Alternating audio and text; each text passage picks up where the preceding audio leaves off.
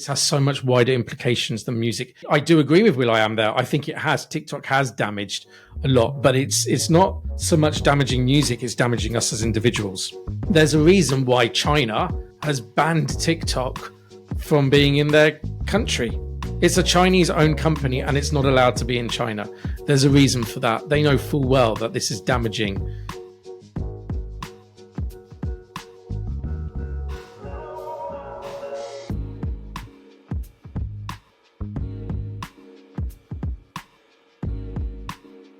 Hello everyone, this is Andrew and Daphne. Our guest today is Fabio Diandrea. Now, today is historical. It is. Because this is our first in-studio guest. It's been a very interesting build-up to this. If everyone could see this setup. In fact, I think Fabio has posted something on his Instagram. I'm not too sure, but it sees this quite elaborate setup we've got going on here, which hopefully he can help us streamline some point down the line. But Fabio, for people that don't know who you are, could you say a bit about where you're from and what you do? Sure. So, as you said, my name is Fabio. I am a composer and film director and pianist.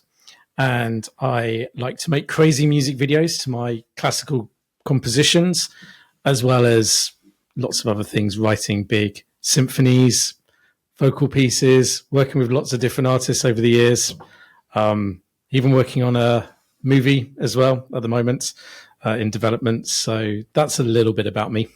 And if people that listen to this, they think, we like Fabio, he's a little crazy. We want to follow what he's doing, his music, the videos you're putting out there. Where can they do that? So best place to start is my website, Fabio D'Andrea, D'Andrea.com.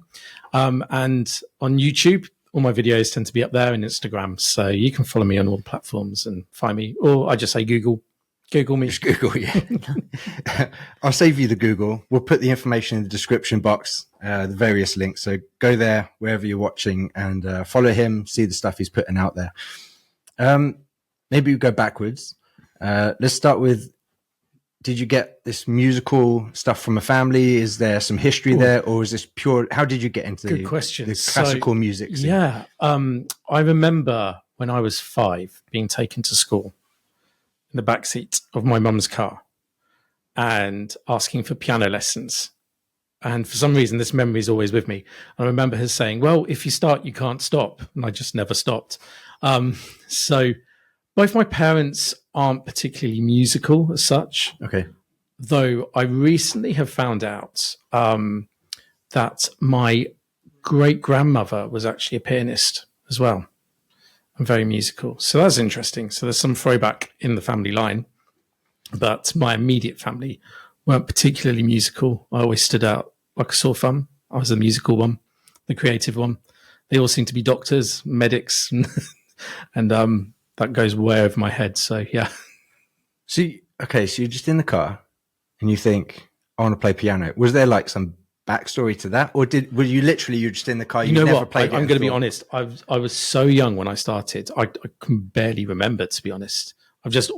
My memory's always been of playing the piano at least. And I learned other instruments as well, but piano is the main one that I'm good at. The others, not so much, but yeah. Huh. And then how did you end up focusing? Like, do you sort of stick with classical? I know you do some other music stuff, but is that kind of your lane? And how did you pick that lane? Yeah, so I always studied classical music from a young age. I learned to play by ear from a young age as well. So I was playing in churches, playing pop music as well. When I was 18, I think I really wanted to be in a boy band, if I'm really honest. I'm quite glad that didn't work out now. I have since produced for boy bands. And I'm pretty glad I didn't end up being in one. But yeah, I wanted to do pop music as well. I think everybody does when they're a teenager, they're younger, and that's the music you listen to. So I did, but I studied classical music. And then when I was at university, I continued with that. So I studied classical music and composition.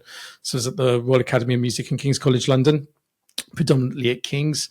And I think my whole musical life, my journey, to be honest, has had these two strands. One is sort of playing more contemporary pop music, and the other is more classical. And actually, I remember one of my teachers, Rob, sort of said to me when I was doing my masters, "Oh, you just need to go out and do pop music for a few years, then you'll take music seriously." And in some ways, it's actually been proved right. So I spent a lot of time playing with different artists, featuring on different records, all sorts of things like that. But yeah, now I've just been concentrating more just on my classical side, which is really true to myself. And I think one of the hardest things that musical people find today, which I don't think they did even 50 years ago, certainly not 100 years ago, we have so many different genres and different styles now. Mm-hmm. It's really hard to sort of find your own voice, much harder than ever before. So I only feel that I'm starting to find my own musical voice as a composer right now. And I think as well, we place way too much emphasis, especially in the contemporary pop world, on youth. And it's all about young and being young and youthful music. So pop stars seem to, they're old if they're 25. And actually that there's a real disadvantage to that, because we're lacking a lot of great music and musical ability, and also the importance of what artists have to say when we're kind of cutting out the older generations. I think there has been a shift though recently, which has been really interesting, especially with the way things have moved digitally. And in the past couple of years with streaming, everybody streams now.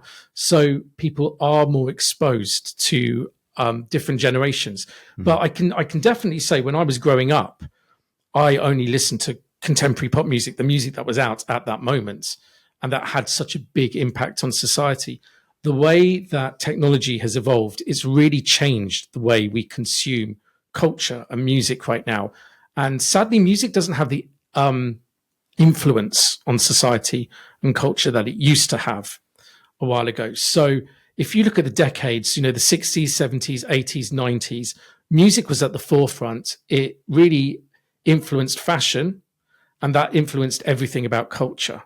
So that's why the different decades were so different in their fashion, in their music. Money was being pumped into that. Since the digital revolution, money's been taken out from the music industry. We've not pumped it into creativity. So music has kind of not evolved that much in the past 20 years, which I find quite interesting. But what it does mean now is that younger generations tend to be listening to music from lots of different periods. So I've been really fascinated looking at some of my friends who've got teenage children now, around about 13, 14 years old. And some of those, young guys are listening to Eminem, or they're listening to music from the 90s, early 2000, which when I was young, their age, I wasn't listening to any music that was even 10 years old. It was all about the current, what's now, what's new. So I find that interesting as well. So there is a slight shift. I do see things changing, though, quite soon. I think we're on the cusp of a real cultural revolution and another change, because usually these things go in 70-year cycles. So if you look back 70 years ago, we were coming out of the Second World War. And I think the culture of the 1950s was a total reaction against the culture of the 1940s. So when you think about the 1940s, we were faced with people dying left, right, and center. It was wartime, especially those living in London. They didn't know whether they were going to survive a night, let alone a year. And actually, if you look at, I don't want to say morality decreased, but when people are in a war, they sort of morals go out of the window, because you're really concentrating on your survival. So the 1950s, we had that very stereotypical cultural, but if I sum it up, you have the typical housewife, the perfect family, the 2.4 children, everything was very traditional, which was very different to what was going on in the 1940s, when you think there were children being born out of wedlock all over the place. Prostitution was legal in the UK. As I said, people were just trying to survive. So then we have the idealized family that basically was portrayed in culture in the 1950s. Towards the end of the 1950s, there was then a rebellion against that. And what we've seen in every decade is a slow rebellion against those things. The 1960s then was a return to sort of free love, the hippie sort of thing. 70s was the real disco era. Again, it was a bit more freedom. 80s, they went to punk, a bit more rebellion. The 90s, I think for me, that was the whole sort of ladette culture, everything, the drug culture became very big and raves and clubs. And then with the digital revolution, that sort of took over. So we're in an interesting time now where children don't, and teenagers don't rebel via music, which they always used to. They're rebelling now through social issues, which is really interesting. But when I was young, I used to joke with one of my friends. I would say fashion, well, it's probably the same for you, Andrew. When we were young, there's no way I would have dressed like my dad. No way. Now you see teenagers, they're dressed exactly the same as their dads. They're all wearing the same clothes, the same trainers. They're listening to the same music. They're watching the same films, which is not what it was like when I was growing up. But now kids are rebelling through their ideology. And I feel that actually this cusp that's going to happen that we're on, and the change that we're going to see, is going to return to actually culture being the driving force for change in society. So music, fashion again, and we'll see that sort of cyclic change happen because it tends to happen throughout history. Do you think, and this is my very amateur looking in from the outside view, do you think the way classical music is presented, not necessarily the music itself, but do you think the way it is presented is getting more creative? I think it is slightly because it's having to. The classical world has just become an echo chamber and not a healthy one. I mean, I went to a premiere recently of a new work. I don't want to say too much because I don't want to call out any names and be unfair to the composers and people involved. And everybody within the classical world was saying, "Oh, wasn't it brilliant? Wasn't it brilliant?" I was sitting there thinking, no, it was actually rubbish. It's because we're in this echo chamber that everybody thinks it was great. And I think that's the problem. It's become so small and it's lost its power of influence over society. So in the past, classical music, because we didn't have the way to spread music, we didn't have the radio, we didn't have television. 100 years ago, people would go to concert halls to experience music. So that's why it had such a greater impact on society.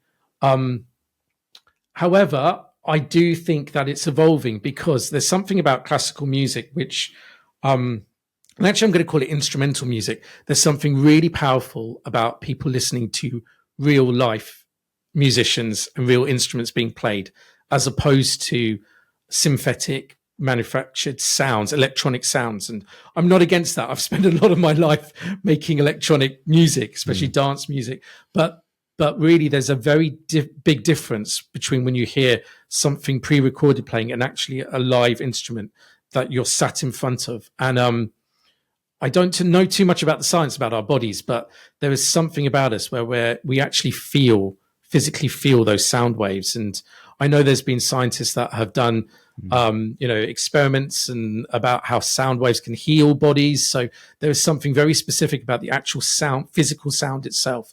So when you're sat in front of a full orchestra of like 70, 80 musicians all playing together, that hits you in a way that you would never feel if you were listening to just one person singing along to a backing track or an instrumental track being thumped out at you.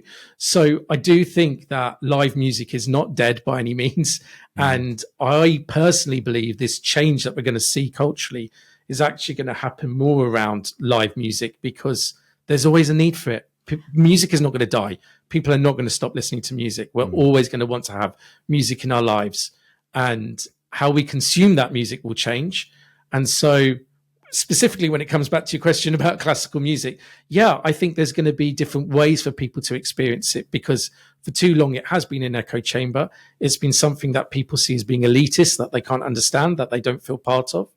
And I think as that begins to break down, people are going to realize, oh, hang on, this is not only something that I enjoy, which I thought I never would do, but I'm going to find meaning out of it as well. And it's going to touch me in a way that maybe other music doesn't. I mean, I might be way off the ballpark here, but somebody I've started enjoying watching over, say, the last month is Andre Rieu, right? Yeah. He has taken it all to a whole other level in terms of creativity, in terms of drawing people in.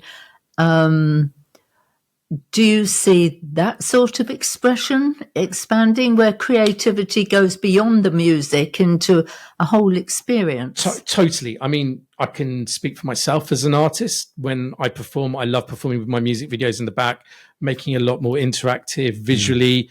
It's strong as well. So you're not just experiencing the music. When you go to a Fabio concert, it's very much about the experience that you see as well as the experience that you hear. Yeah. Certainly Andre Rieu, I think, has helped. I mean, I'm not going to lie, his cheese factor is like off the chart Stilton. And,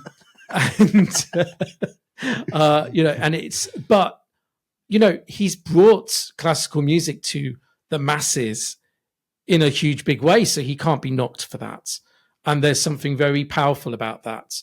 And Andre Rieu obviously brings a certain type of music. So obviously it's the Viennese waltzes that are really big for him. Certain classical music, it's the populist classical pieces. But again, that's fine. I mean, I've got to applaud him for that. It's much better to see somebody bringing that to people and seeing so many people get joy out of hearing those pieces than nobody doing anything like that. So I think as well, like it was a couple of clips that, especially one with that girl who has that health condition that went viral. Yeah. And like that clip went nuts. And I think things like that, and he seems to really care. Don't know him personally, but he seems to really care about telling the story and her story and what happened, the impact of that. And I think things like that as well probably really help. But you too have gone into expressing things creatively through your music. Do you want to tell us about some of those that you have done? Yeah, well, I think Andrew hit the nail on the head when he said stories. And actually, I can't say this again for every artist, but a lot of us, really, if we look at what we're doing as creatives, we are telling stories. Whether that's via film or even music, you're telling a story a lot of the time. And so for me, the storytelling is a huge aspect. That's why I love creating my own music videos, which are like short films. There's a high production quality about them. I like them to look like mini feature films. And what I found actually is when I talk about issues which are important to a lot of people, especially hidden issues, I think there's two things which are thematic through all my videos. That one is hope. I like to have a message of hope in all my videos. And the second is looking at things which are slightly hidden in society. So I like looking at hidden issues or issues that we don't speak about that much. For example, I made a video, Love Should Not Hurt, which was one of my piano pieces. I asked Mel B from the Spice Girls to be in that, and we made that video centered around a storyline around domestic abuse, which I think is one of these hidden issues in society. I think it happens a lot more than people like to talk about, and families don't want to talk about. And she's been quite vocal about her past, and she's been in domestic violent situations as well. Yeah, totally.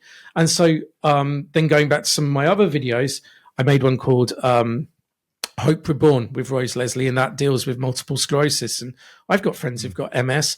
Again, it's okay, not widely known about disease, but it's certainly one that affects a lot of people, and it's somewhat hidden. Again, people don't know really that much about it. There's so much going on in terms of medical research about it because it affects people in many different ways. So things like that really interest me. And also with MS, what I have found, and especially from some of my friends who have it, they can lead normal, fulfilling lives. It's just that sometimes they need a bit of grace from people. They just need a bit of understanding. Like, I've got a bad day today. I might just need a bit more time to do something. And then there's issues that arise out of these situations. So in that video, there's a really important scene that I wanted to include, which a number of people have gone through and experienced this, but they're on public transport. They're a young person battling with an illness, but it's not obvious to people. And you might see some older people come by and just look at them or give them a look like, why are you sitting down there? Why can't you give up your seat for me? And it's just, these are the sort of things that people struggle with when they're struggling with these, what I call hidden illnesses.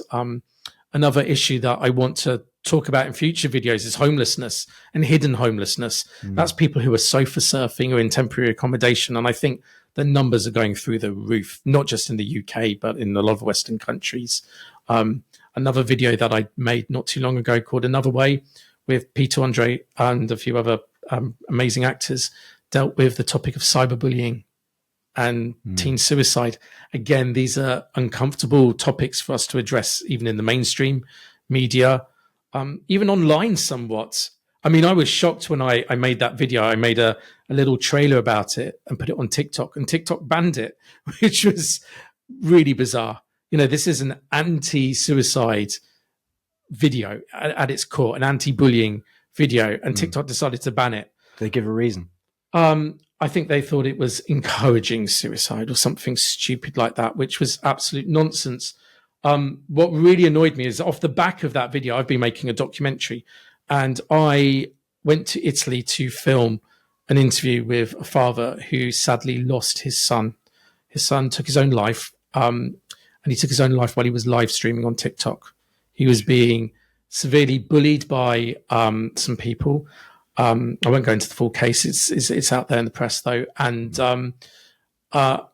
so you know he was getting death threats from people from different countries, but they had found out where he lived, and he was getting messages saying, "We're going to come and kill you." And he decided to beat the bullies and take his own life, in his own words. And unfortunately, he took his own life live on TikTok.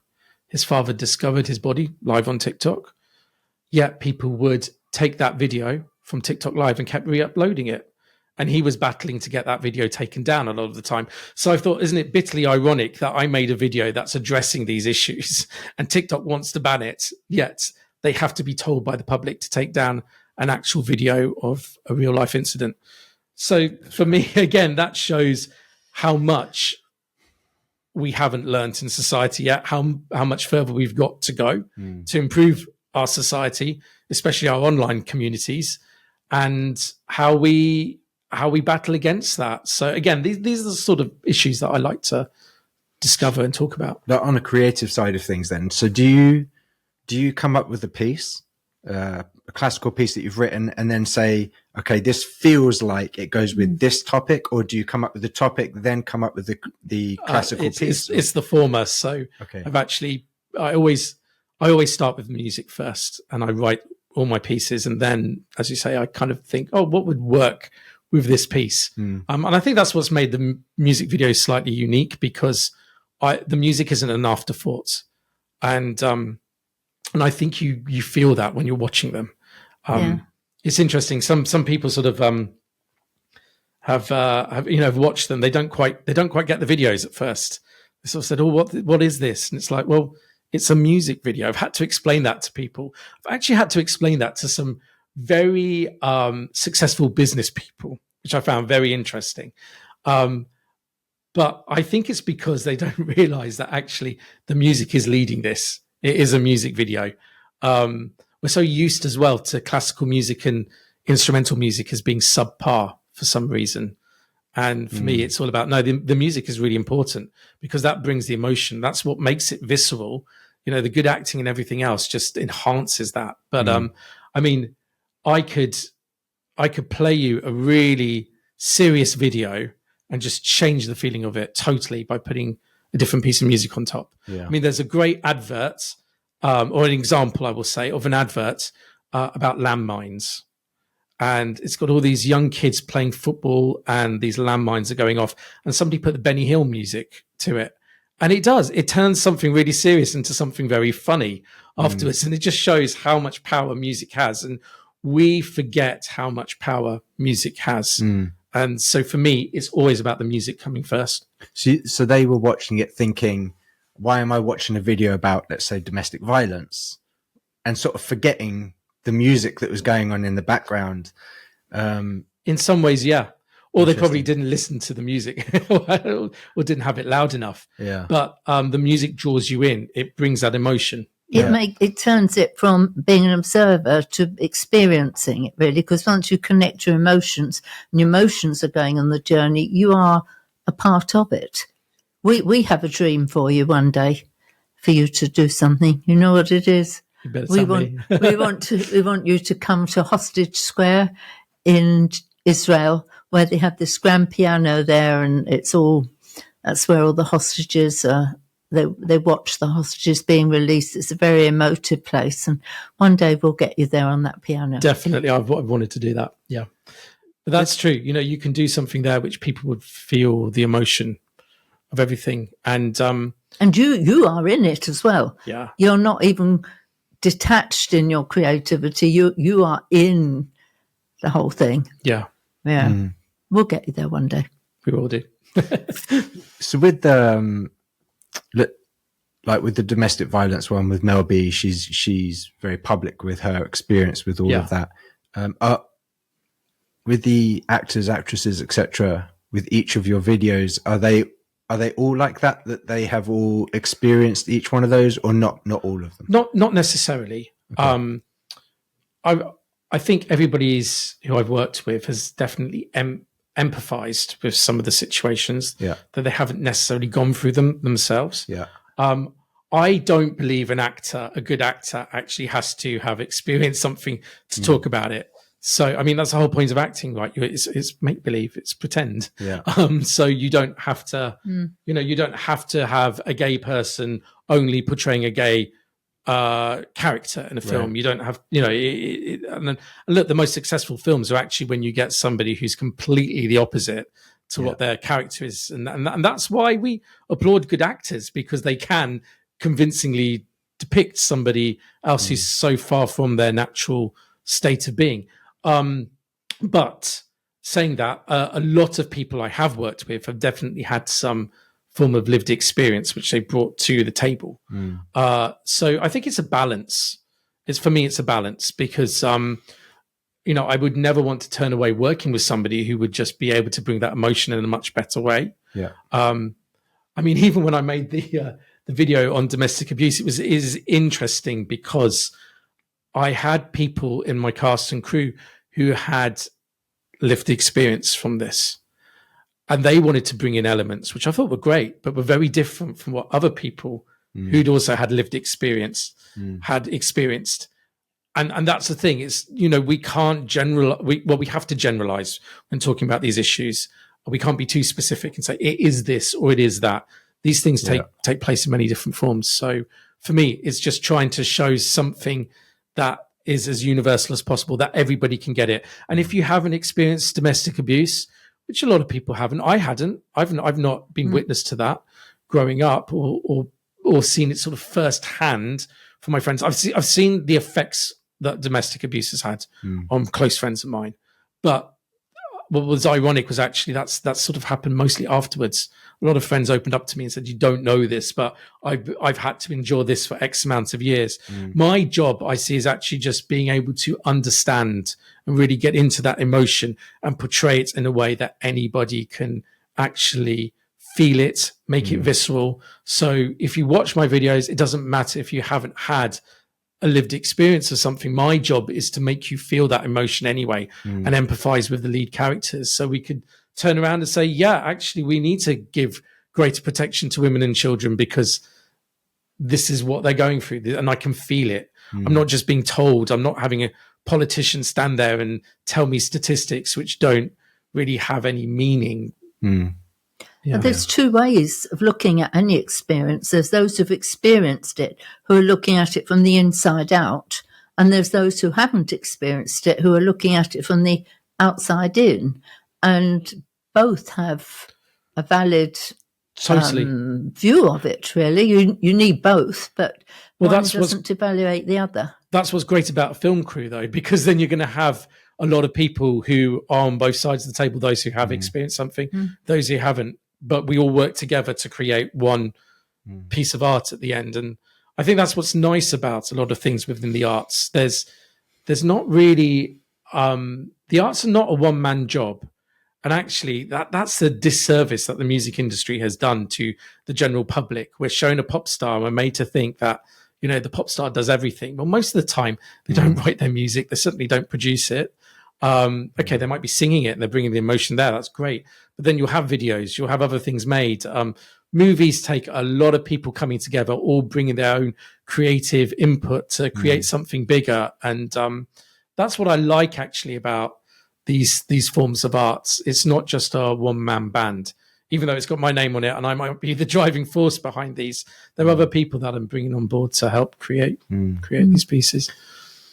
I don't know if you would have had these conversations with her, but it would be interesting to know from like a Mel B side of things. Acting in a short movie about domestic violence, how that impacted her. I guess for her, she would have been reliving some of the stuff that she went through and how that then impacted her during the course of the filming. I don't know if you had those conversations. Yeah, I did have some. I think for Mel, this was certainly cathartic. I think it came at the right time for her. I think when she processed it enough that she could she was in the right state at the right time in her life to be able to talk about these things. I think even then, I could say the same about some of the other videos as well. Something like the video that I made with Peter Andre, for example, he's been very open about this. He was bullied when he was younger. He struggled a lot with his mental health in his earlier years when he was very famous and, performing all over the world. But now I think he's in that place, especially as a father with teenage children, that he can talk about these things in a more effective way. So I think when anybody goes through any trauma, to be honest, in their life, there's a process of healing, and we can't define how long that healing is. I've learned for every single person, that healing process is very, very different and can take a lot longer in some people than it does in others. So it's really about sort of allowing, the people that I'm working with, if they have experienced trauma in whatever subject matter I'm dealing with, that they just feel ready to talk about those issues. I'm not going to force anybody to do anything they don't want to. So, yeah. Have you done anything about a really joyful experience? Yeah, I have. I mean, I just thought I could go there a little bit. It's good because obviously when I start talking about my videos, we go to the big gritty ones. The one with Mel B is obviously very gritty. The one with Peter Andre is really gritty. They're very, like you said, visceral. I mean, I encourage people to go look at them, but you're like, wow. I mean, like the Mel B stuff, some of it is like, man, is he actually wailing on her? Yeah. And I mean, I'm a little bit cheeky sometimes. I like to, if I meet somebody and they don't know anything about what I do, I love to say, "Oh, I make classical music videos. Here, watch this," and then watch their reactions because they're always a bit like, "Oh, I was not expecting that." But actually, the vast majority of my music videos that are out there, they're all just quite fun and artsy. And quite frankly, there's one key thing that is throughout all my videos, and that's dance. I am a really rubbish dancer, but I really enjoyed it when I was young. I used to go to Pineapple Studios and I have friends who are amazing choreographers now. I've just got images of you dancing in my head. In the back, just trying to follow it, where everybody else. I told you I was a failed boy band member. I've got images of you dancing in my head too. Yeah, I think the two of us, we should go to a class. And this is going in the wrong direction. I'll film. Oh, yeah. Yeah, exactly. Sorry. So I just love working with dancers. I work with dancers from all different genres, and I love it. I love bringing dance that you wouldn't expect to be featured with my music. I've had premieres at the Opera House and the Royal Festival Hall, Albert Hall as well. Really fun places, great prestigious places. But also, like I said, I love working with contemporary dancers too. Especially love that fusion. So for me, it's always about dance. So there's a lot of my videos out there which are just very nice, artsy shot dance videos in nice locations. And then there's some fun ones. Like one of my videos, I basically base that on a dystopian version of Romeo and Juliet condensed into 7 minutes. And it was just an excuse for us all to be in crazy costumes and run around the desert in Chile with a drone, just chasing each other and just having fun like that. So they're not all too serious, but yeah. And then you talked a bit earlier on about some projects that you're working on now. What are some of those things that you're working on at the minute? Yeah, so I'm currently working on a new video about hidden homelessness, and that's one that I've started pre-production on that, and we'll enter into filming in the end of May, June time. So that's probably going to come out. I'm hoping around the start of autumn or the end of summer. Mm-hmm. Homelessness is an issue that we always equate with wintertime because of the weather being cold and people being outside. But actually, it's a huge issue all the time of the year. And the summer months are just as hard for people battling with homelessness. So I thought, it'd be nice to get it out sort of around the summertime. Though I've learnt as well, I don't want to say it's going to be out this time because we will hold you to that. Yeah, we're still working on it. But we've been as I said, booking venues and things for some of the filming. So that's good. You can send it to Prince William then. I should do. Maybe I could get him to star in it. He can be the homeless person. I mean, I'm serious. This is his big thing, isn't it? It is one of his big things. Yeah. So hopefully, we will. I'm hoping we can get a lot of traction out of that. But what I would love to see is that being used to petition governments and actually petition them for change.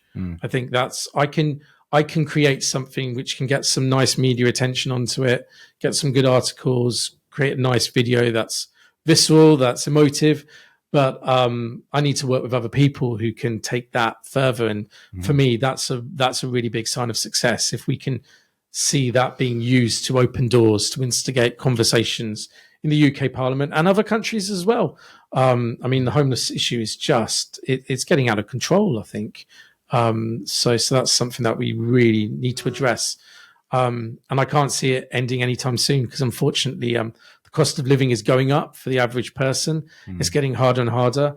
Younger people can't even get on the housing ladder now. So we're going to see these things become more and more of an issue. There's a lot of, it's wide reaching and there's a lot of things to discuss off the back of that. So then there's another video that I'm trying to put together. We're in early stages, but and I won't say too much about it, but it's going to tackle online child abuse and the way that is changing, which is quite shocking, really. I didn't know this until I've spoken to organisations like IJM, the International Justice Mission. They've sort of educated me on the fact that predators online and paedophiles are actually live streaming now. That's the way that they're consuming their abuse. It's no longer sort of people sharing images as much and sharing videos, and it's much harder now to police. So if something's being live streamed, it's very hard for the police to do anything about that. So that's an issue that I want to bring awareness to. Yeah, I like that you're not just doing these videos for the sake of doing a nice classical video. There's issues, and not just for the sake of even highlighting the issues, but wanting to bring change to those things as well. Well, the thing is, music's always, if you look at the history of music, music's always been used to address issues in society and talk about issues that are important to people. So if we go back, 400 years or so, let's start with Baroque music. That was predominantly about actually Christianity in the church. Most music by composers of that era, Bach, Handel, they're talking about religious things. This was predominantly music that was written and composed to be performed and played in the church. And that's how most people would consume music, actually, was within a church setting. Then you went into the classical period, which was Mozart and Beethoven, which came out after the Baroque period. And that's when music started to become more secularized. Mozart was a Freemason. He, used to talk about Masonic things in his operas. I mean, The Magic Flute is a Masonic opera. So these were, issues that were more pertinent to him at the time as the Age of Enlightenment. So you had a lot of these esoteric views coming into music. Beethoven's Ode to Joy was a, piece dedicated to the goddess Diana. There was, looking at the influence of Greek culture, Roman, pre-Christian sort of history, how that was affecting thought and intellectual thought in particular at that time, philosophy. So then we moved from that into the Romantic period. And, there's the over romanticism again, that I think there's those issues were sort of compounded upon. Then, coming to the early 20th century, people were trying to break down barriers. So there was a lot of music which was quite shocking for its time. I mean, this is even pre-20th century, but more the Romantic era. But the French composer Saint-Saëns, he wrote a piece that I really like called Danse Macabre. And it's for solo violin and an orchestra, and it's a lot of people have put dances to it. You see these skeletons. The idea is death coming out at night, and he used the violin to play what's called a tritone. So that's three at the interval of three whole tones. So if you play one note, play a tritone again, you'll get to the first note an octave higher. Now it was quite it's a dissonant sound. So at the premiere, there's stories apparently of people fainting. You know what he's talking about, right? Yeah, she looks a bit lost now. Sorry. But there were people fainting at the premiere of this. It was like, it was so awful. Whereas I could probably play you a tritone now, you wouldn't think anything of it. But we've got more used to dissonant sounds in music. But again, it sort of shows how music was affecting society. It was controversial. Yeah. The Rite of Spring, all these pieces that were quite controversial when they first came out, all the ballets associated with them.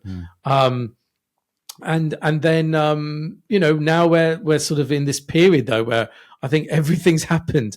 I don't think we can be shocked by anything anymore.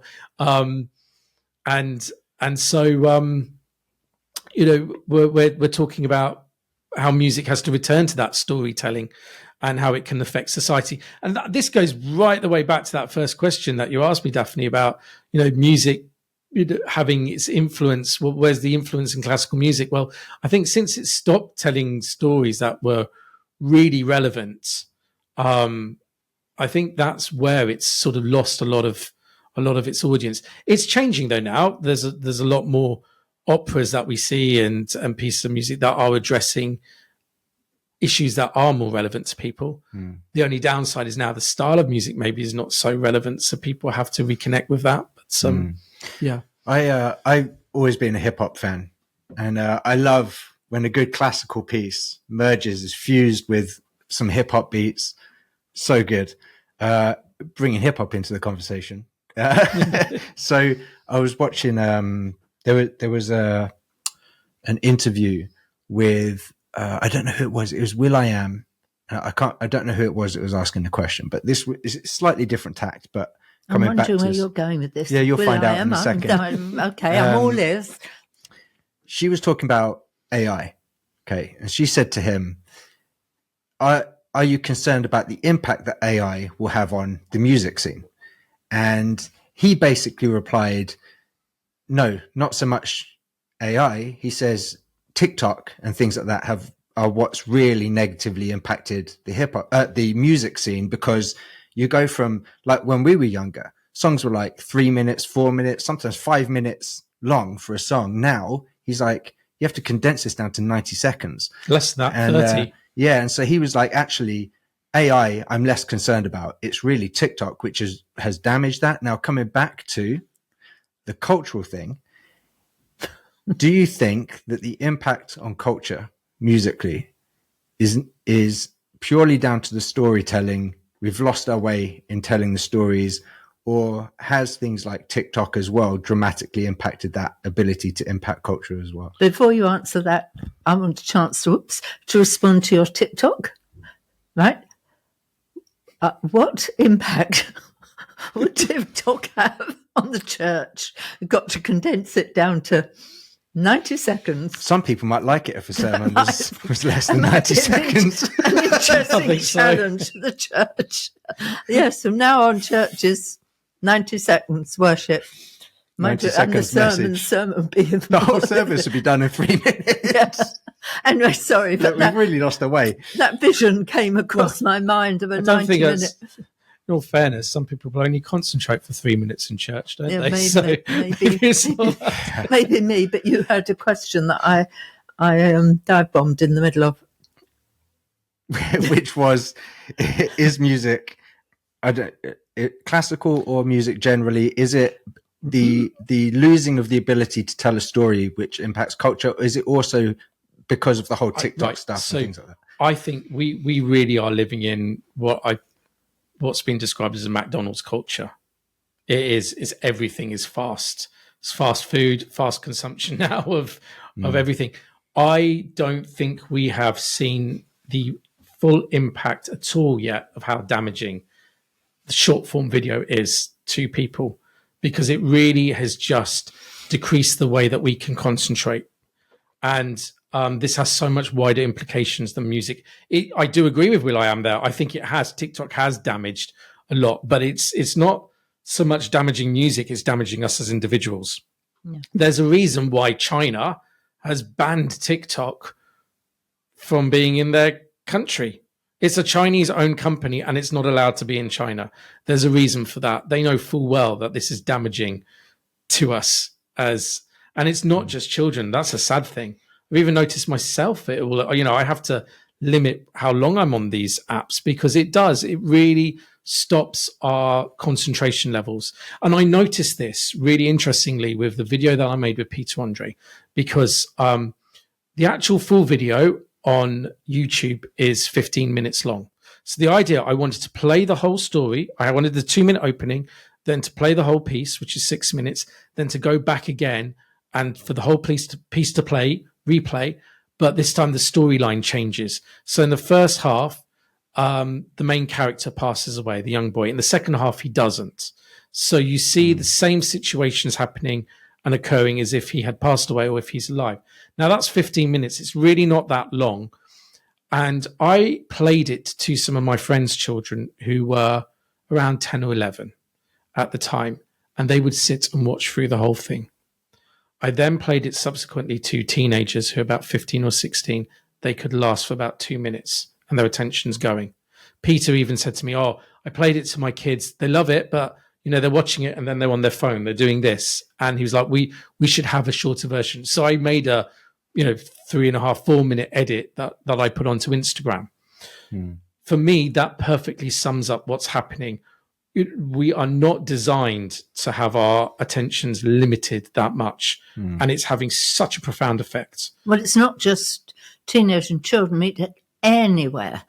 People can't stay off their phones for length of time. And if you said to people, put your phones away, it would be like a major deal. Sure. But the problem is when we're on the phones, we're only concentrating for these short periods. Yeah. Because we're doing things like watching short form video. And you could be doing that for an hour. Exactly. Just 30 seconds. That's completely it. And people do. They spend all their evenings now just scrolling through absolute nonsense. This is why there's so much misinformation in the world as well. How can you, and you'll both understand this, how can you reduce the relationship between Israel and surrounding countries to 15-second sound bites or 90-second sound bites? You can't do that. Not adequately, not properly. But the problem is people now are just used to having complex issues thrown at them and just little sound bites and this and this and it feels good. I like this. And this is how mass indoctrination has happened on many different issues in society at the moment. 30 to 90 seconds and suddenly you're an expert. Which makes you wonder how many people have got this far into the podcast. Wow. This is why you create 30 to 90 seconds. Though, because the statistically what's being proven at the moment is that obviously Instagram and YouTube Shorts, TikTok, it's all about short content and little sound bites.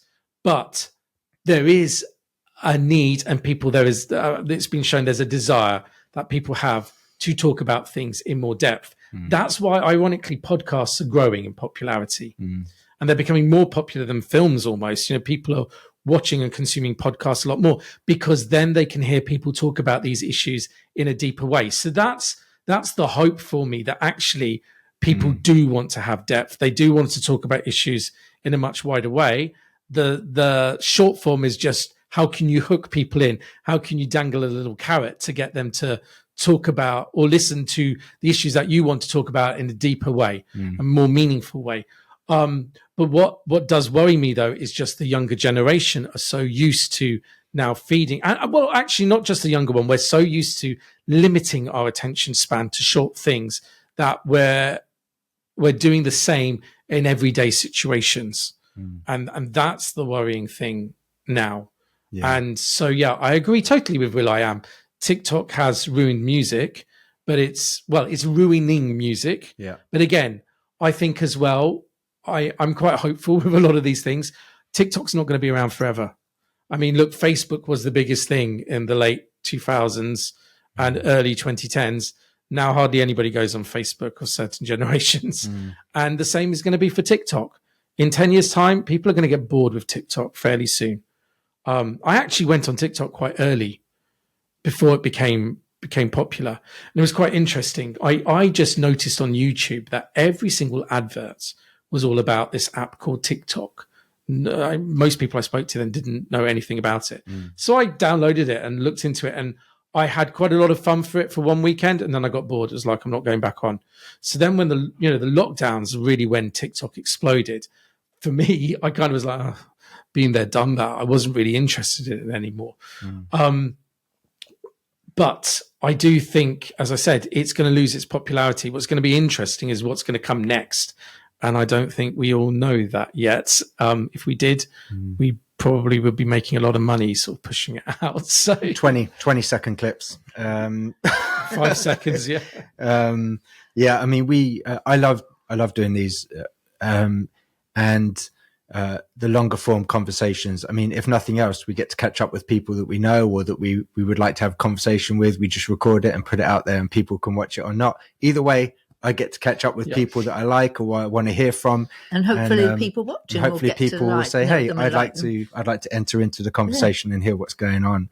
And, we get to film, almost an hour and, but then we'll carry on our conversation. But, yeah, Fabio, thank you. It's been really good to hear some of your backdrop, some of your passion for this, how you think about it, the way you put things together, and also the whole social aspect as well. Hopefully people will be really encouraged to hear some of this, hear about what you're doing. Again, if you're listening, watching, go to the description box. We'll put the links there. Go subscribe, listen to his music, do whatever you can do. Fabio, thanks for taking the time. Really appreciate it. Thank you for listening to this episode.